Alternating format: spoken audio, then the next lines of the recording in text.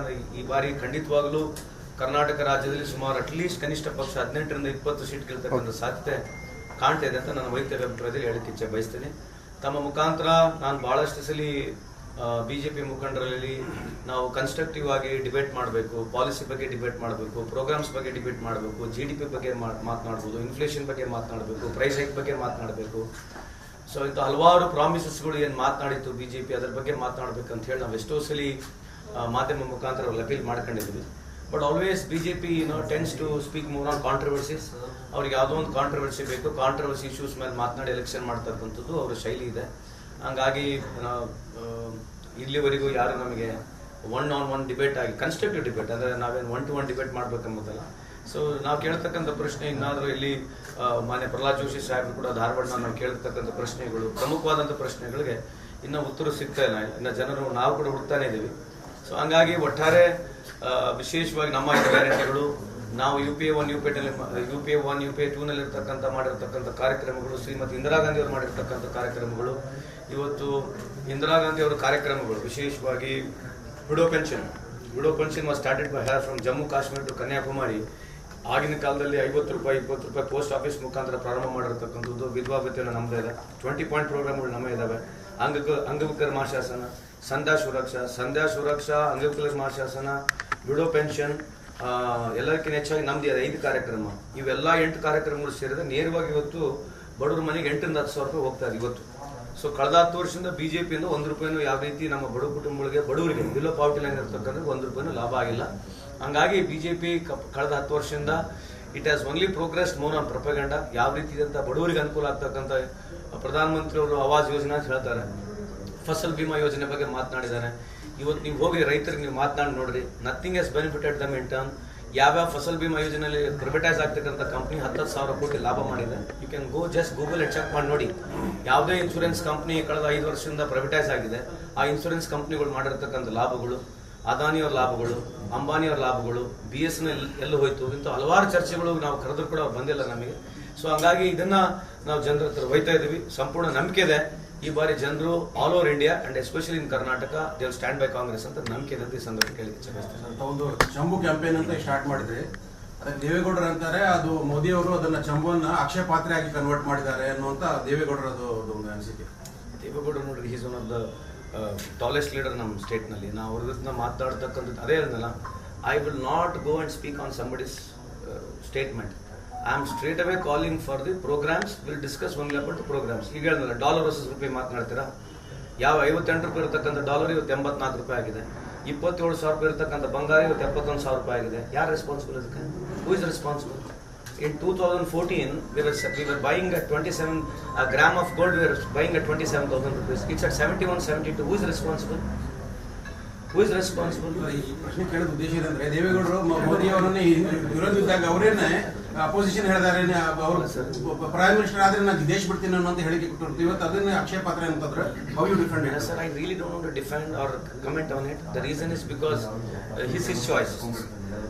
It is his choice. Now he has joined BJP. Obviously BJP ಪರವಾಗಿ ಮಾತನಾಡಬೇಕು, BJP ಇಂದ ಹೊರಗೆ ಬರೋದು ವಿರುದ್ಧ ಮಾತನಾಡ್ತಕ್ಕಂಥ. This is how the structure of whole political game is all. But so ಅದ್ರ ಬಗ್ಗೆ ಮಾತನಾಡಿದಾಗ I don't want to comment, because whatever it is his stand, ಅವ್ರ ವಿಚಾರ, ಅವ್ರ ಪೊಲಿಟಿಕಲ್ ಐಡಿಯಾಲಜಿ ಅವ್ರ ಪರವಾಗಿದೆ. So I really don't want to comment on it. Sir, ಈ ಹಿಂದೆ MM ಕಲಬುರ್ಗಿ ಅವರು ಮತ್ತು ಗೌರಿ ಲಂಕೇಶ್ ಹತ್ಯೆ ಆಯಿತು. ಆ ಪ್ರಕರಣಗಳು ಕೂಡ ಇನ್ನೂವರೆಗೂ ಬೆಳಕಿಗೆ ತನಿಖೆಗಳು ಪೂರ್ಣ ಆಗ್ತಾ ಇಲ್ಲ. ಈಗಲೂ ಕೂಡ ಮತ್ತೆ ಅಂಥದೇ ಕೊಲೆ ಪ್ರಕರಣಗಳು ಆಗ್ತಾ ಇದಾವೆ. ಹೀಗಾಗಿ ಜನರಿಗೆ ಏನಾದರೂ ವಿಶ್ವಾಸ ಉಳಿಯುತ್ತಾ ಅಂತ?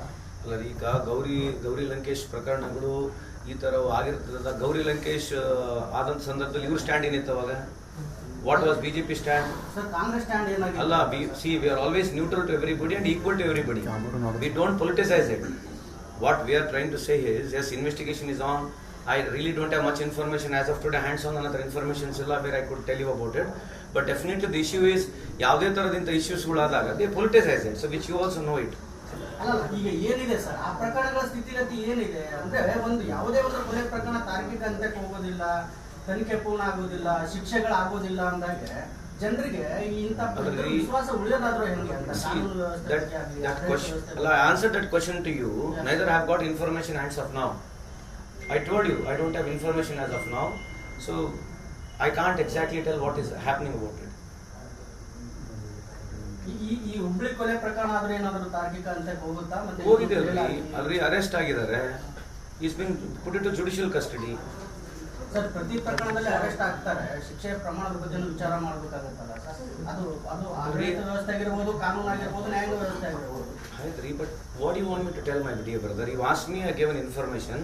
ಅರೆಸ್ಟ್ ಆಗಿದ್ದಾರೆ, ಜುಡಿಷಿಯಲ್ ಕಸ್ಟಡಿ ಆಗಿ ಪ್ರೊಸೆಸ್ ಇಸ್ ದೇರ್ ಅಲ್ವಾ?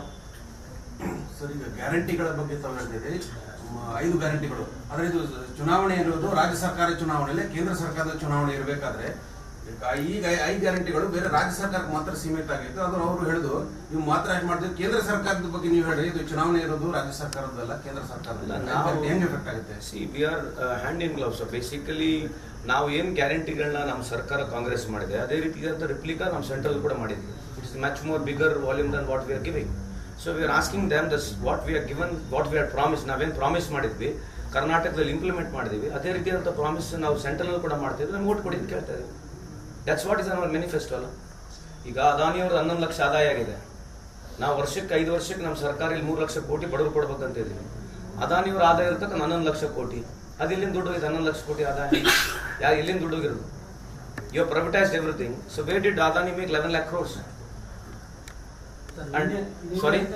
ನಿನ್ನೆ ಅಷ್ಟೇ ಪ್ರಧಾನಮಂತ್ರಿ ನರೇಂದ್ರ ಮೋದಿ ಅವರು ಬಂದರು. ಕಾಂಗ್ರೆಸ್ ಎಲ್ಲ ಗ್ಯಾರಂಟಿ ಇದೆ, ಕಾಂಗ್ರೆಸ್ನಲ್ಲಿ ಬದುಕಿಗೆ ಗ್ಯಾರಂಟಿ ಇಲ್ಲ. ಇಡೀ ಭಾಷಣದ ಸಾರಾಂಶ ಕೇಳ್ಬಿಟ್ರೆ ಇಲ್ಲಿ ಕಾನೂನು ಸುವ್ಯವಸ್ಥೆ ಸರಿ ಇಲ್ಲ, ಸಾಯ್ತಾ ಇದಾರೆ, ಹೆಣ್ಮಕ್ಳಿಗೆ ಭದ್ರತೆ ಇಲ್ಲ, ಇದೇ ಆಗಿತ್ತು. ಅದು ಒಳ್ಳೆ ಪಾಯಿಂಟ್ ಹೇಳಿದೆ, ಹೆಣ್ಮಕ್ಳಿಗೆ ಭದ್ರತೆ ಇದೆ ಅಂತ ಹೇಳಿದ್ರಲ್ಲ. 21-22ನೇ ಸಾಲಿನ NCRB ರಿಪೋರ್ಟ್ ನೋಡ್ರಿ. 2014 ತೆಗೆದೇ ಬಿಟ್ಟಾರ ಅವರು. NCRB ರಿಪೋರ್ಟ್ ಪ್ರಕಾರ 13,13,000 ಹೆಣ್ಮಕ್ಳು ಕಾಣೆಯಾಗಿದ್ದಾರೆ. 13,13,000 ವುಮೆನ್ ಗರ್ಲ್ಸ್ ಕಾಣೆಯಾಗಿದ್ದಾರೆ, ನಾಪತ್ತೆ ಆಗಿದ್ದಾರೆ ದೇಶದಲ್ಲಿ. ಇದ್ರ ಬಗ್ಗೆ ನರೇಂದ್ರ ಮೋದಿ ಅವರು ಮಾತನಾಡ್ತಾರೆ. ಗುಜರಾತ್ನಲ್ಲಿ ಎವ್ರಿ ಡೇ 6 ರೇಪ್ಸ್ ಇದೆ ಆವರೇಜ್.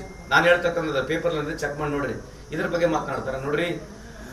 ಮೋದಿ ಸಾಹೇಬರು ಈಗ ಏನಂತಂದ್ರೆ ಎಸ್ ವೇ ಟು ಸೇ, ನಾವು ಭಾಳಷ್ಟು ಸಲ ಕೂಡ ಹೇಳ್ತೀವಿ, I know is one of the most brilliant and very intelligent prime minister ಅಂತ ನಾವು ತಾವೆಲ್ಲ ಪ್ರತಿಪಾದನೆ ಮಾಡ್ತೀವಿ.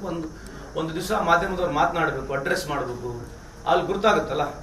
ಈ ಥರ ಬರೋದು ಹೇಳೋದು, ಅದಕ್ಕೆ 24 ತಾಸು ಈಗ ಟಿವಿ ತೆಗಿಯಂಗಿಲ್ಲ, ನೀವು ಯಾವುದೊಂದು ಆ್ಯಪ್ ಓಪನ್ ಮಾಡಂಗಿಲ್ಲ, ನೀವು ಯಾವುದೇ ಒಂದು ಆ್ಯಪ್ ಓಪನ್ ಮಾಡಿದ್ರೆ ಅವ್ರದ್ದೇ ಫೋಟೋ ಬರಬೇಕು. ಈ ಥರ ಪಬ್ಲಿಸಿಟಿ ಮಾಡಿಸ್ಕೊಂಡು ಸುಮಾರು ಗೌರ್ಮೆಂಟ್ ಆಫ್ ಇಂಡಿಯಾದ 6,500 ಕೋಟಿ ಖರ್ಚು ಮಾಡಿದ್ದಾರೆ. ಕೋವಿಡ್ ಆದಮೇಲೆ ಒಂದು ಆಸ್ಪತ್ರೆನೂ ಕಟ್ಟಿಲ್ಲ. ಕೋವಿಡ್ ಆದಮೇಲೆ ಒಂದು ಆಸ್ಪತ್ರೆನೂ ಕಟ್ಟಲಿಲ್ಲ, ಒಂದು ಸ್ಟೇಡಿಯಂ ಕಟ್ಕೊಂಡ್ರು, ಸ್ವಂತ ಹೆಸರು ಮೇಲೆ ಸ್ಟೇಡಿಯಂ ಕಟ್ಕೊಂಡ್ರು, 3,000 ಕೋಟಿ. ಇಂಥವು 100 ಹೇಳ್ಬೋದು ನಾನು. But what to comment on it, because we have got limited resources, limited ಇದೆ. They have got huge money, they are spending money like water. They can raise money, the business people are behind them. Rahul Gandhi ಅವ್ರ ಇಮೇಜ್ನ ಟ್ರಾನ್ಸ್ ಮಾಡೋಕ್ಕೆ, damage ಮಾಡೋಕ್ಕೆ ಒಂದು 10,000 ಜನ 20,000 ಜನ ಕುತ್ಕೊಂಡು ಕೆಲಸ ಮಾಡ್ತಾರೆ. But this a democratic country. So ಇದು ಪರ್ಸನಲಿ ಮೋದಿ ಅವ್ರ ಸಾಹೇಬ್ರಿಗೆ ಬೆನಿಫಿಟ್ ಬಿಟ್ರೆ ಅಟ್ ಲಾರ್ಜ್ ಬಿಜೆಪಿಗೂ ಇಲ್ಲ, ಕಂಟ್ರಿಗೂ ಇಲ್ಲ. If you want debate we can debate on it. ಬರೀ ಯಾವ್ದನ್ನ ಒಂದು ಇಶ್ಯೂ ತಗೊಂಡು ನಾನು ಮಾತಾಡ್ತೀನಿ. Because ask many questions I can answer, but there is no, they don't want to debate on it. ಈಗ GDP ಬಗ್ಗೆ ಮಾತನಾಡ್ತಾರ, ಬಾಂಗ್ಲಾದೇಶ್ ಪರ್ ಕ್ಯಾಪಿಟಲ್ ಇನ್ಕಮ್, ಇಂಡಿಯಾದ ಪರ್ ಕ್ಯಾಪಿಟಲ್ ಇನ್ಕಮ್ ಬಗ್ಗೆ ಮಾತನಾಡ್ತಾರ, ಅಥವಾ UPA 1 UPA 2ಗೆ ಪ್ರೋಗ್ರೆಸ್ ಮಾಡ್ಕೊಂಡು ಲಾಸ್ಟ್ 10 ವರ್ಷದ ನಾವು ಕಂಪೇರ್ ಮಾಡಿ ಮಾತನಾಡೋಣ.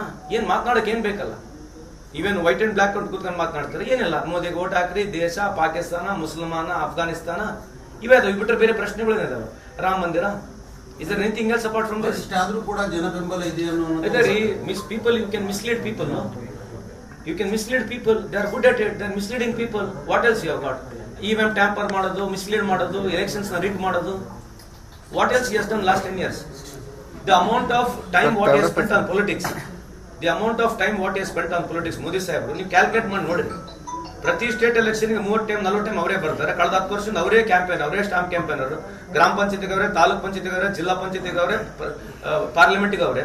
ದ ಅಮೌಂಟ್ ಆಫ್ ಟೈಮ್ ಈ ಸ್ಪೆಂಡಿಂಗ್. ಹೆಂಗ್ರಿ ನಡೀತದೆ ದೇಶ? ಇಷ್ಟೆಲ್ಲ ಆದ್ರೂ ಈಗ ಪ್ರೆಸೆಂಟ್ ಬರುವಂತ 3 ಸರ್ವೆ ಆಯಿತು. CSDS ಸರ್ವೇನು, ನ್ಯಾಷನಲ್ ಲೆವೆಲ್ ಸರ್ವೇನು, ಅದು ಅನ್ಎಂಪ್ಲಾಯ್ಮೆಂಟ್ ಇದೆ, ಎಲ್ಲ ಇದು ಕೂಡ Modi still leading the chart. Because how you influence is very important, sir. Because if the right issues have been debated, right issues ಯಾಕೆ ಡಿಬೇಟ್ ಆಗಬಾರದು? ಈಗ ಅದಾನಿ ಪೋರ್ಟ್ದು 32,000 ಕೋಟಿ ಒಂದೇ ಜಾಗ ಡ್ರಗ್ಸ್ ಸಿಕ್ಕೈತೆ. ಇದೆಲ್ಲ ಇಶ್ಯೂ ಆಗಿದೆಯಾ?